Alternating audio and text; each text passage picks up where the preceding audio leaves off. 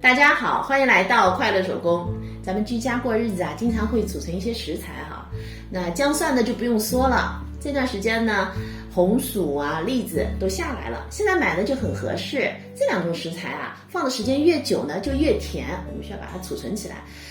放在塑料袋里肯定不合适，因为捂着吧，它就特别容易烂。买的时候呢，它也会给你那样的网兜哈。那网兜呢，就是打开以后呢，拿取起来就很不方便。所以今天呢，我做了这样子一款蔬果袋哈，拿取起来很方便。我用到的呢是一个网格的材料，它很结实，而且也很透气。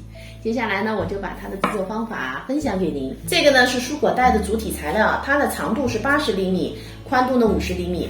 看到材料呢，我已经进行了折叠。今天我用到的这款网格面料呢，我用着觉得挺不错的，所以呢推荐给大家。之前呢也用过其他材质的网格面料，好像都有点偏软，那样的网格面料呢更适合做衣服。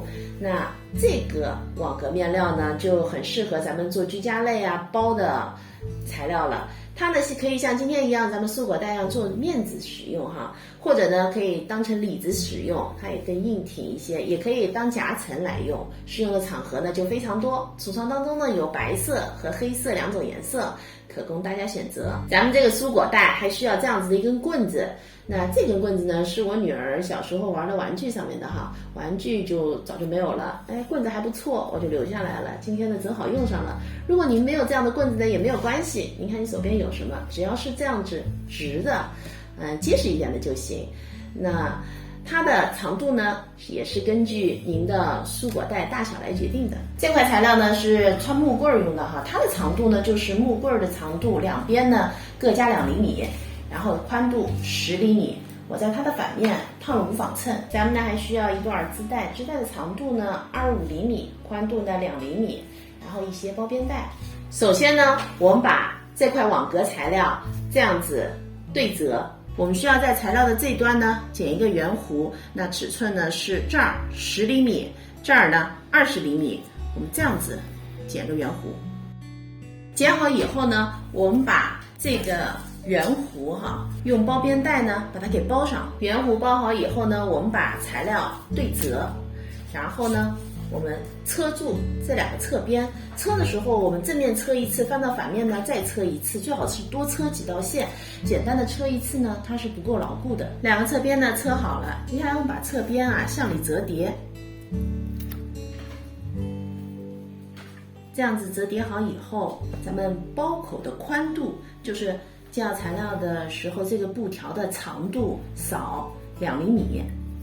我们是需要这样子车一条线哈，这条线车的时候呢，咱们在这儿带上织带。那这个织带的位置呢，咱们固定的时候是固定在这儿，就是说这两片夹着这个织带哈，正好是在这个点上。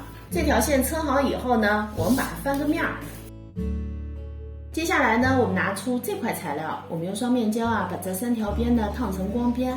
然后我们带口呢和这条毛边对齐，然后我们这样车一条线。这条线车好以后呢，我们把这个布的材料翻上来，然后这个光边啊盖住毛边，我们车一条线。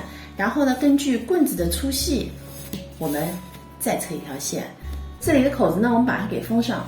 现在口袋呢就做好了，我把棍儿呢也装上了哈。这个口袋的大小啊是根据我们家的需要制作的，你也可以把口袋呢做得更深或者是更大，都是可以的，咱们只要保证拿取方便就行。在这儿提醒您的是，这个口袋在底部制作的时候呢，咱们最好是一整块的面料，因为网格面料你就算车2次哈，它也不是特别牢固，尤其是放在户外风吹日晒的，那整块的材料呢就结实多了。其他呢就没有什么要点了。感谢您花宝贵的时间来看我的视频，记得要帮我点赞哦。咱们下期再见。